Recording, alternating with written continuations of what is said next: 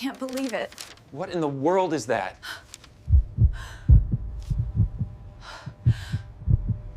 The attic was quiet, dust motes dancing in the pale shafts of morning sunlight that sneaked through the slatted windows.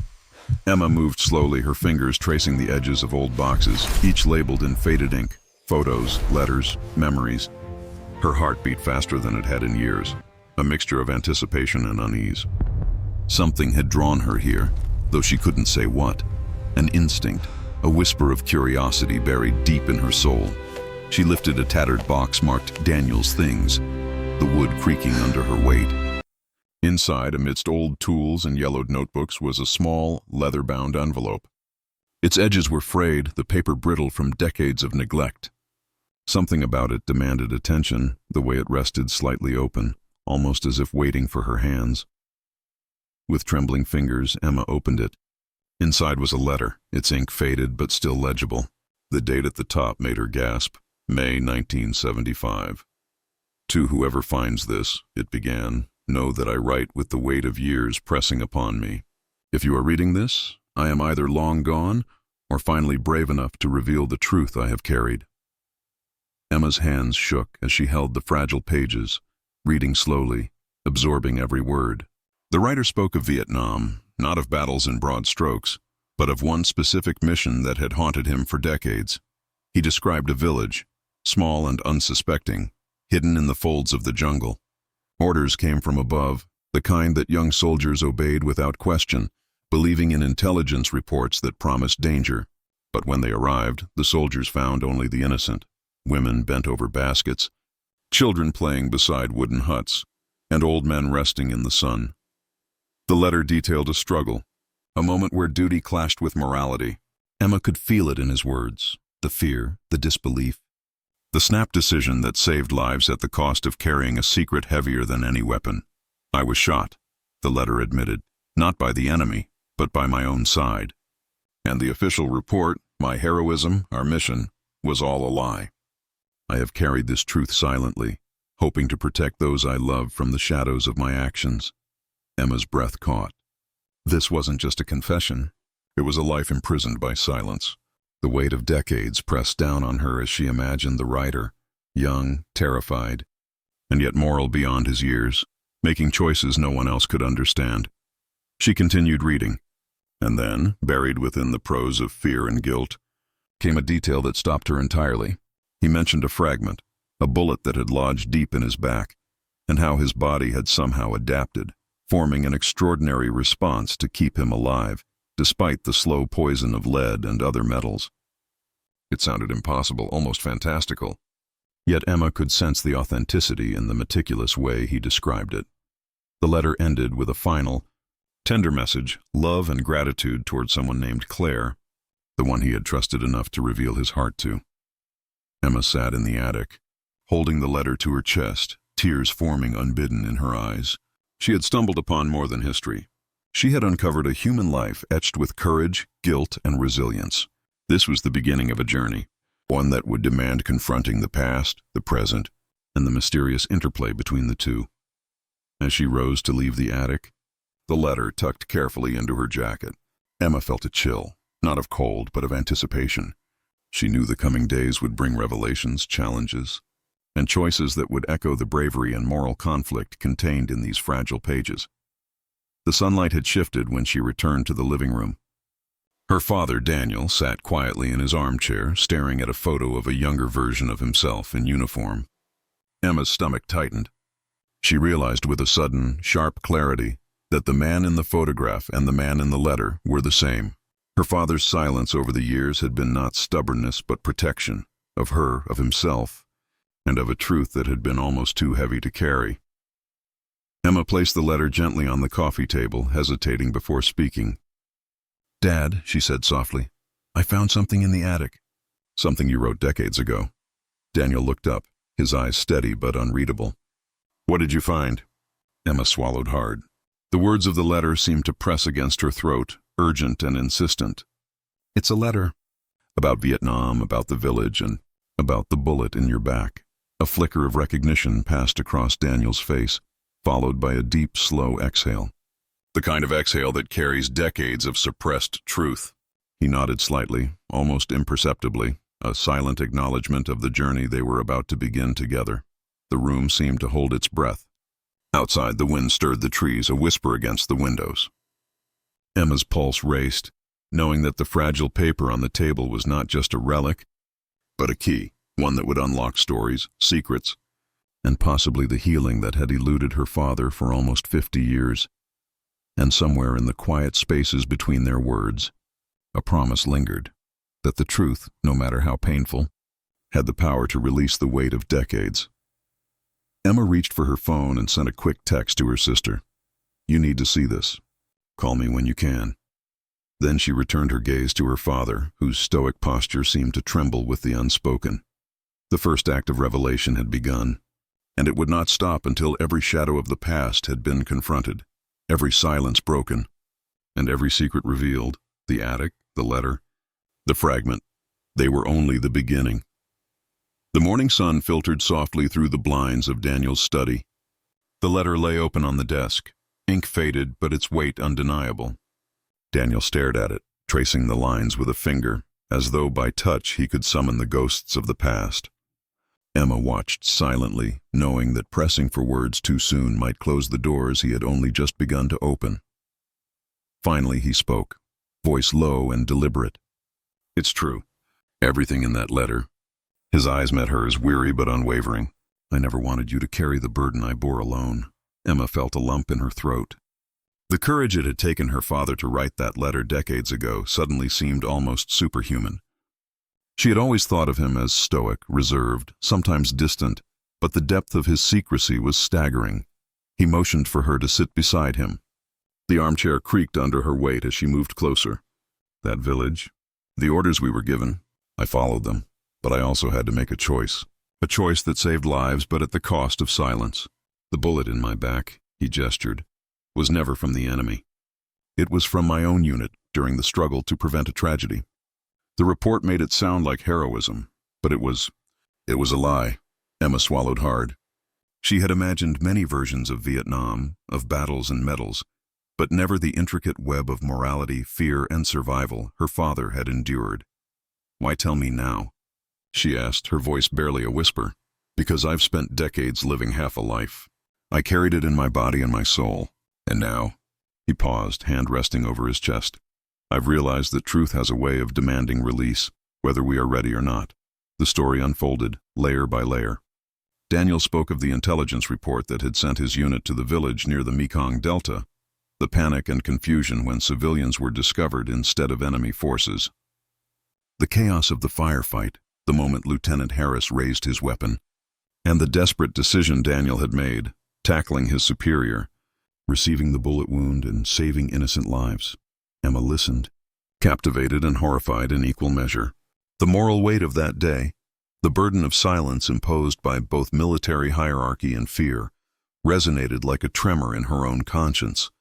She realized how much of her father's stoicism had been a shield, a coping mechanism for a past too heavy to carry openly.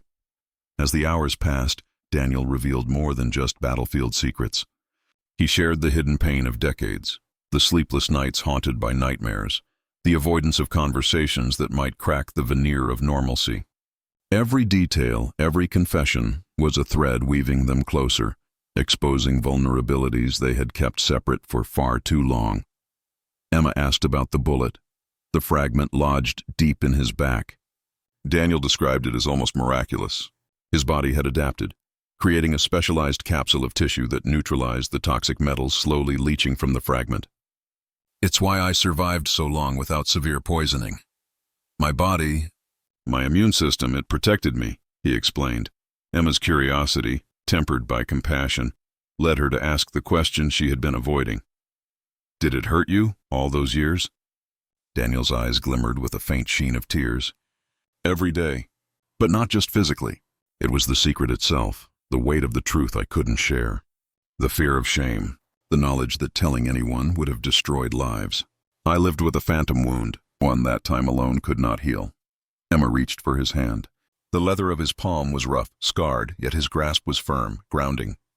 "You don't have to carry it alone anymore," she said, voice breaking. "We can face it together."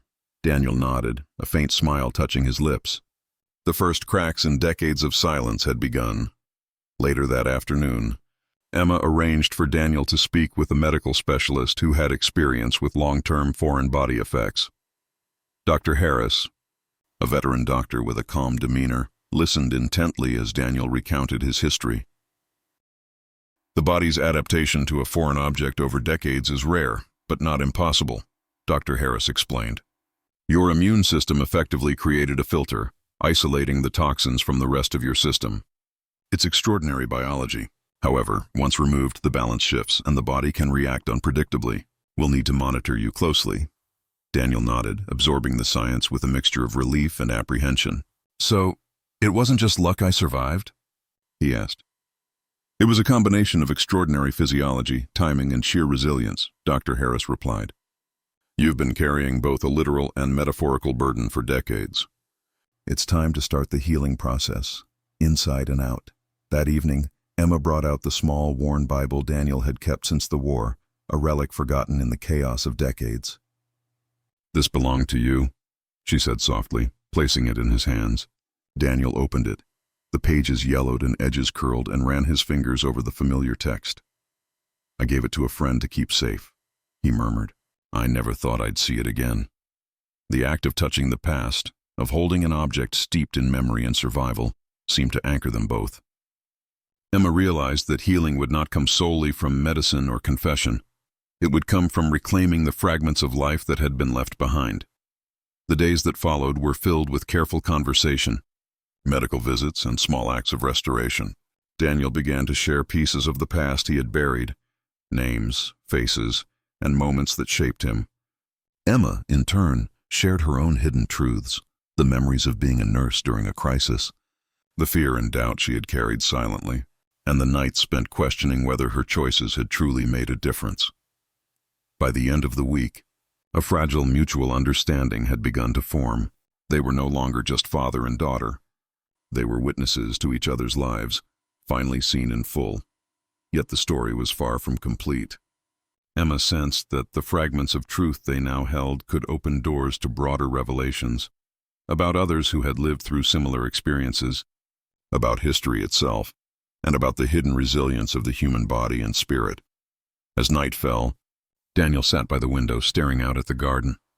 Emma joined him, the letter still on the desk behind them, a reminder of the journey just begun.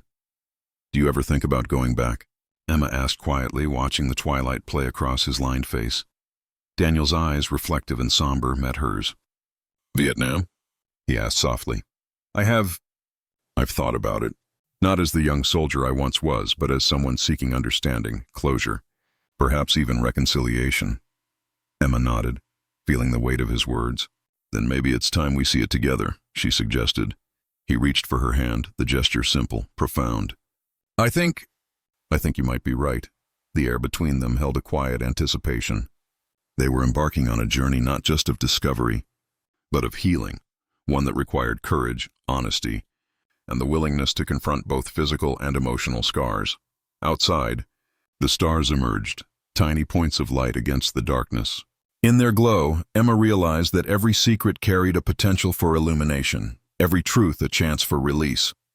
And for the first time in decades, her father seemed poised to step out of the shadows of his past and into the light.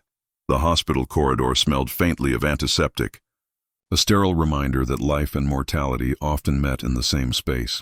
Daniel lay in the ICU bed, monitors beeping a steady rhythm, tubes and wires cradling his fragile body. Emma walked beside him, holding his hand, feeling the pulse of his history and the quiet rise and fall of his chest. Dr. Harris entered, clipboard in hand, his face a mixture of professional focus and personal concern. Good morning, Mr. Adams, he greeted, using Daniel's alias for confidentiality. We've got your latest lab results, Daniel's brow furrowed. And? Dr. Harris took a seat beside the bed. Your immune system's response to the bullet fragment is unprecedented. It's a highly specialized adaptation.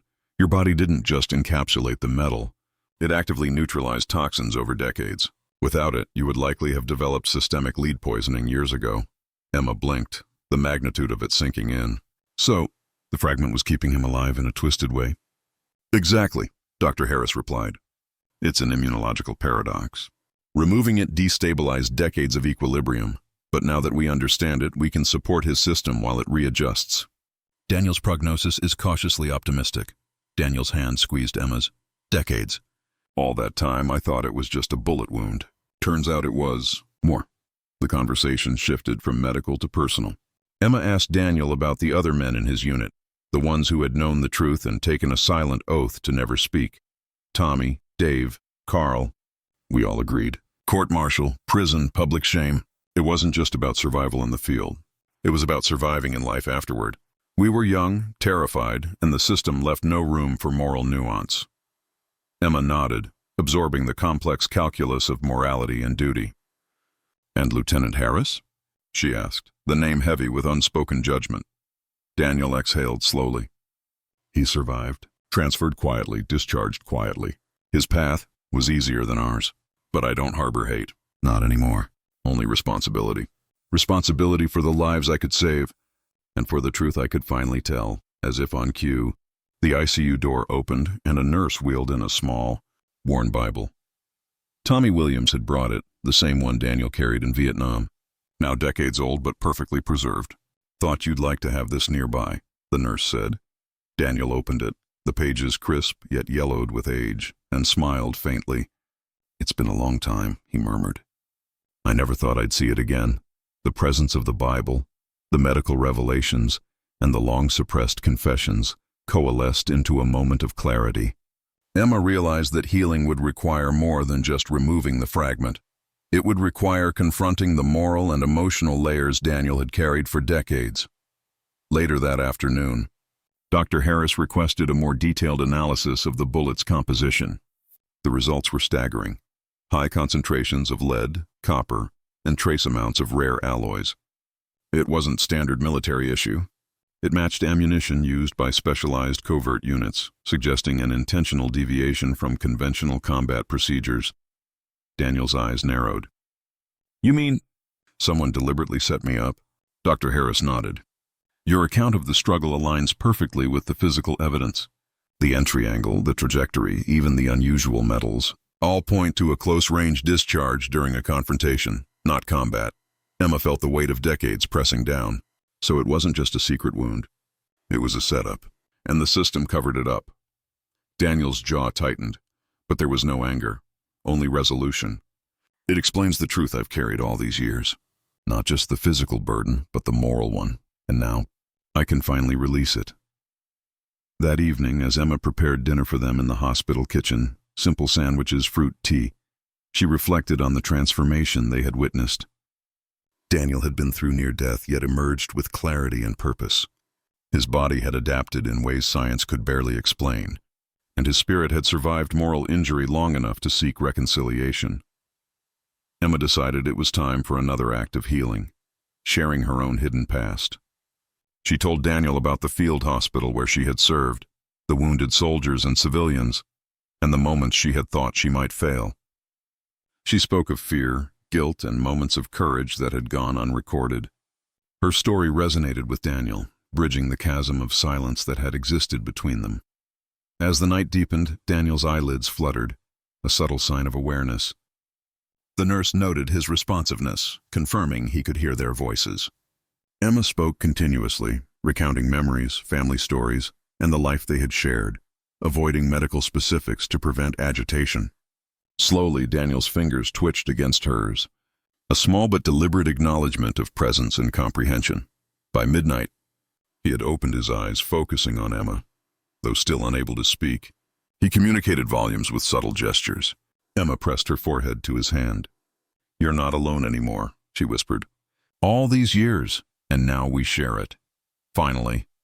The twist was subtle but profound. The very bullet that had almost killed him had, in its own paradoxical way, sustained him.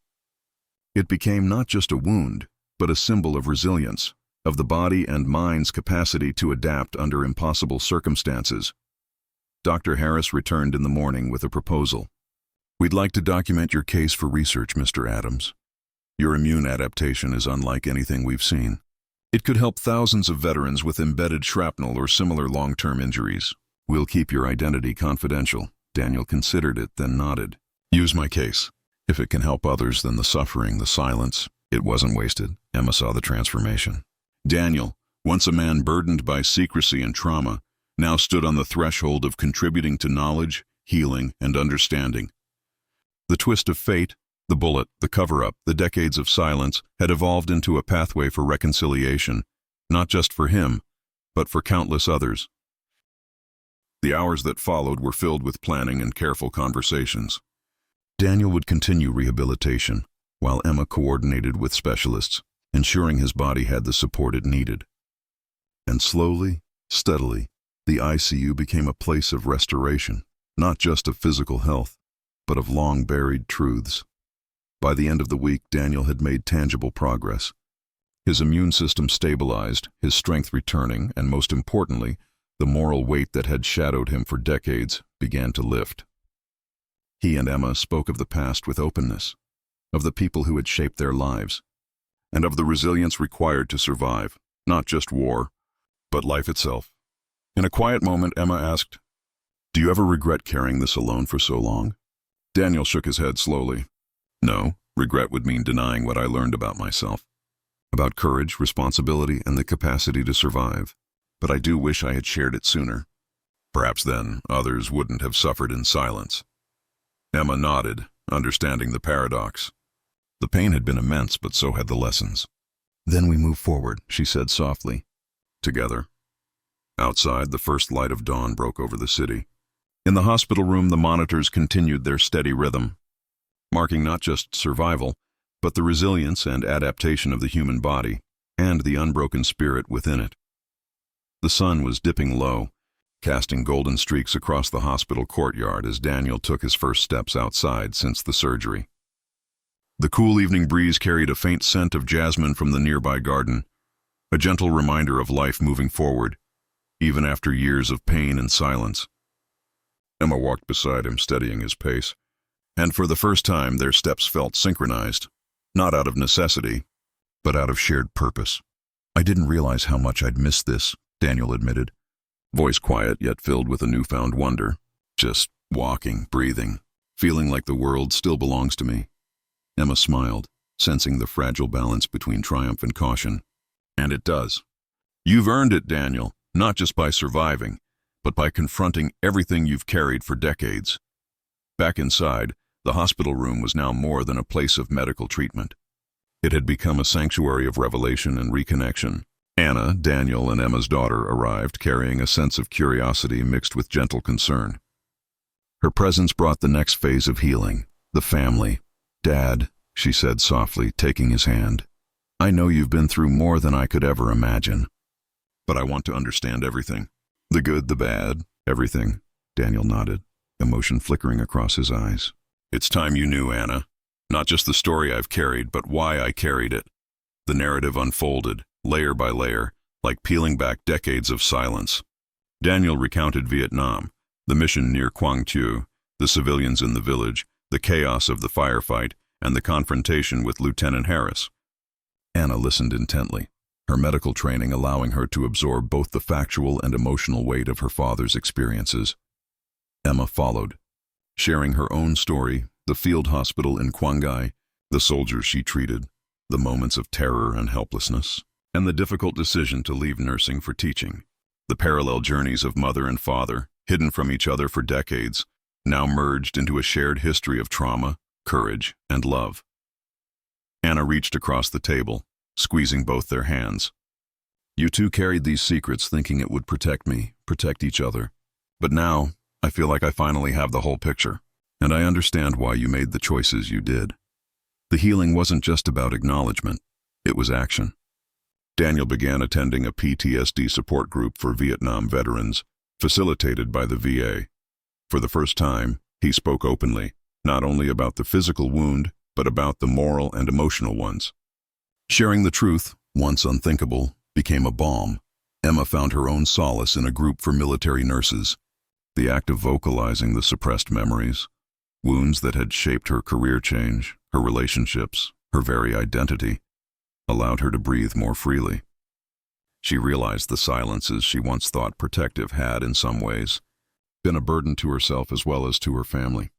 Meanwhile, Anna documented her father's case with meticulous care, preparing a presentation for a medical conference in Chicago, her professional enthusiasm intertwined with personal devotion. The unusual immune adaptation around the bullet fragment became a subject of research interest, a beacon of hope for other veterans. She marveled at the way science and human experience had converged, transforming a story of suffering into one of potential healing for countless others. One evening, after a day of hospital appointments and family discussions, Daniel sat on the porch of their home, overlooking the garden that Emma had nurtured during his recovery. The late summer light filtered through the maple trees, dappling the grass in shifting patterns. Emma joined him, glasses of iced tea in hand. Their quiet ritual resumed. "I never thought I'd want to go back," Daniel said thoughtfully. "But maybe it's time to face it, to see the past through different eyes." Emma looked at him, recognizing the courage in his words. "You mean Vietnam?" Daniel nodded. "Yes. Not as a soldier haunted by fear, but as a man who has lived, who has survived, and who wants to reconcile with the past." "I want to go with you." Emma's hand found his, fingers intertwining with decades of familiarity and trust. "Then we go together. We face it side by side."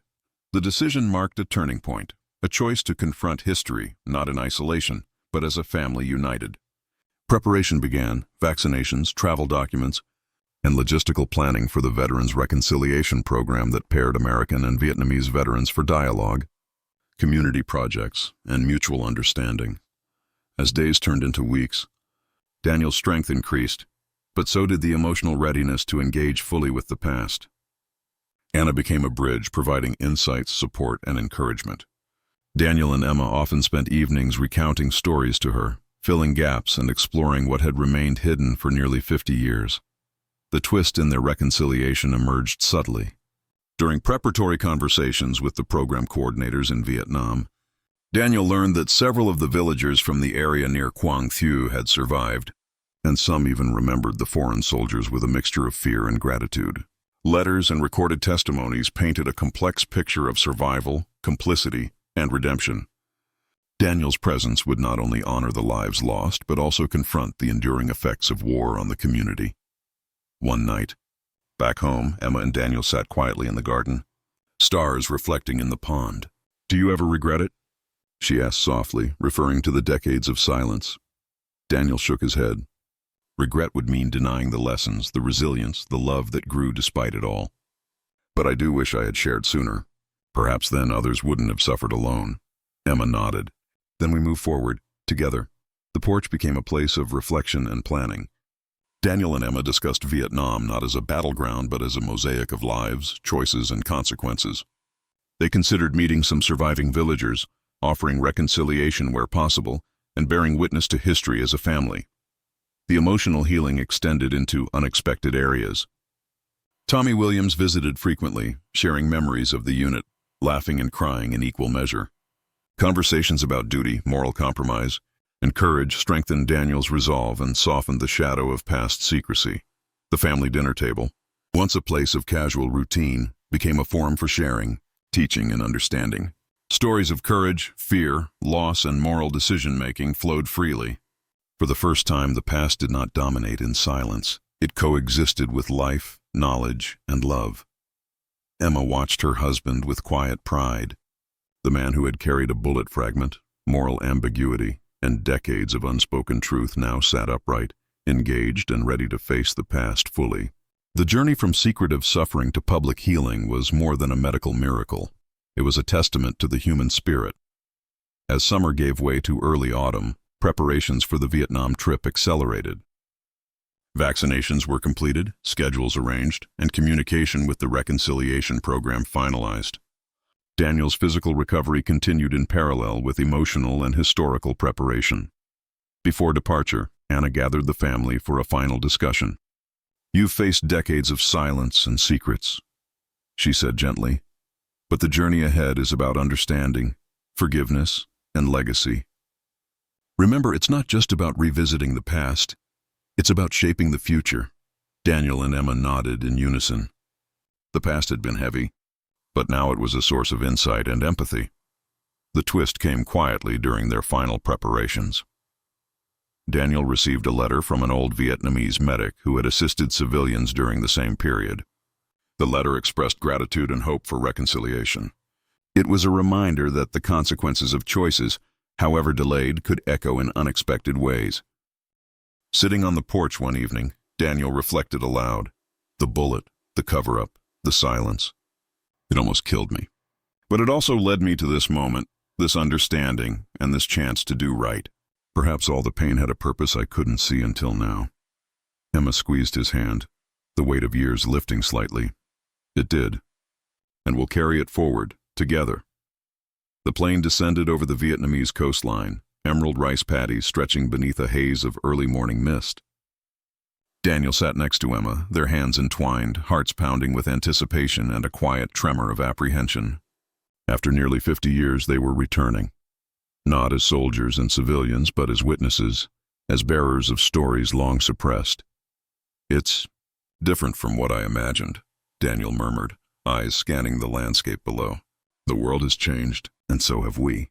Emma nodded, feeling the weight of his words. It has, but maybe that's exactly why we're here. To see it with our present eyes, to face the past as it really is, not as our memories have frozen it. They were met at the small provincial airport by the coordinator of the Veterans Reconciliation Program, a Vietnamese woman named Mai, whose calm presence immediately put them at ease. She guided them through formalities and then began explaining the itinerary. Visits to the villages, meetings with surviving villagers, and joint community projects that fostered dialogue and healing. Their first stop was the village near Quang. Tier. Daniel felt his chest tighten as the bus rolled down the dirt path he had once trudged as a terrified 20-year-old.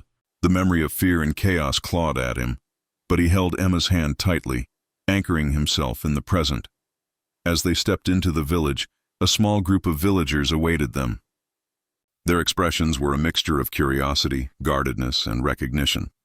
Among them was an elderly man, his face weathered yet dignified, who approached Daniel with slow, deliberate steps. "You were here," the man said softly in halting English. "So long ago, and now you return." Daniel swallowed, words lodged in his throat. He had imagined this moment countless times, yet nothing prepared him for the emotional gravity of this encounter. "I came to see, to understand," Daniel managed, his voice trembling. "To face what happened and to make amends where I can." The villagers, after a tense silence, nodded. Slowly, dialogue began to emerge, not just words, but shared acknowledgement of the pain, fear, and confusion that had defined that day decades earlier. Through translators, Daniel listened to accounts of the chaos, the shots fired, the children who had cried, and the villagers who had hidden. The truth was more complex than memory alone had preserved, and in that complexity lay the possibility of reconciliation. Emma watched Daniel as he interacted with the villagers. For decades he had carried guilt and secrecy. Now his openness created bridges where there had once been walls. Anna documented the meetings carefully, noting every exchange, every expression of remorse and relief. Her father's courage inspired her to reflect on the profound impact of truth and acknowledgement. Over the next few days, Daniel and Emma visited multiple sites, old battlegrounds, makeshift hospitals, and schools rebuilt over former ruins. Each step was an exercise in emotional endurance, a confrontation with memory, and a chance to witness resilience. The villagers welcomed them with cautious warmth, sharing meals, stories, and even laughter. Through these interactions, Daniel began to feel a sense of closure he had never imagined possible. One evening, as the sun dipped behind the mountains, Daniel and Emma walked along the banks of a quiet river. The sound of water moving over rocks, the faint hum of cicadas, and the warm breeze created a meditative stillness. "It's surreal," Emma said quietly, "to be here, to see them alive, to witness life continuing despite everything." Daniel nodded, emotions raw and unfiltered. "And yet, I feel like a weight has been lifted, not forgotten, not erased, but acknowledged, and maybe that's enough." Their journey culminated in a small memorial gathering at the edge of the village, where veterans, both American and Vietnamese, shared their stories. Daniel spoke candidly, recounting the firefight, the struggle with Lieutenant Harris, and the years of secrecy that had haunted him. Emma shared her own experiences as a battlefield nurse, the moral dilemmas, the exhaustion, and the fear that had pushed her to leave the profession. The audience listened, some nodding, some weeping, others silent in reflection. When Daniel finished, a moment of profound stillness settled over the gathering. Then the elderly villager who had first approached him stood, extending his hand. "We forgive you," he said simply, "and we thank you for returning." Daniel's eyes filled with tears, the weight of decades finally lifting. He realized that forgiveness was not only a gift from others, but also from himself, a recognition that courage is not the absence of fear, but the ability to act rightly despite it. Emma hugged him tightly, whispering, "We did it, together." After the reconciliation program concluded, Daniel, Emma, and Anna traveled to meet with other veterans who had carried similar secrets. Stories of survival, moral compromise, and decades of silence emerged, creating a tapestry of human experience bound by courage, guilt, and resilience. Daniel's openness inspired others to share, to confront, and to begin healing long-delayed wounds. Back home, their lives took on a new rhythm. Daniel continued attending support groups, now speaking openly and mentoring younger veterans. Emma returned to her classroom with renewed purpose, using her experiences to teach compassion, resilience, and the power of truth. Anna, inspired by her parents, focused on medical research and advocacy for veterans' health. The final twist revealed itself quietly. Months after returning, Daniel received a letter from Lieutenant Harris's surviving family. Contrary to Daniel's expectations, they sought no confrontation, only understanding. Harris had carried his own burdens of guilt and secrecy, and through his family, a chance for extended reconciliation emerged.